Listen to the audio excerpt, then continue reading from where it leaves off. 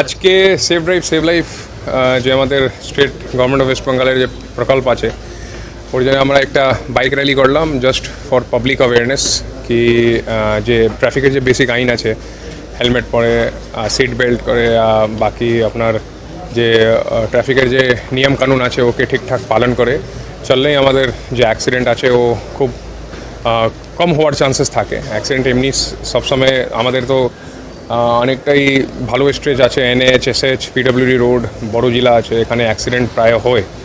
তো ওর মধ্যে দেখা যায় কি ম্যাক্সিমাম যে মেন রিজন যে আছে ও যে অ্যাক্সিডেন্ট তো কিছু নিজের গলতির জন্য হচ্ছে, কিছু রোড ইঞ্জিনিয়ারিং কিছু ফল্ট আছে ওর জন্য হচ্ছে, লেকিন যে আগে নিজের লাইফ বাঁচানোর জন্য যে বেসিক যে হেলমেট অ্যান্ড যে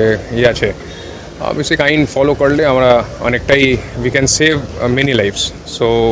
জাস্ট ফর আজকে একটা পাবলিক অ্যাওয়ারনেস জন্য আমরা আজকে মোটামুটি 3-4 কিলোমিটার বাইক নিয়ে র্যালি করলাম।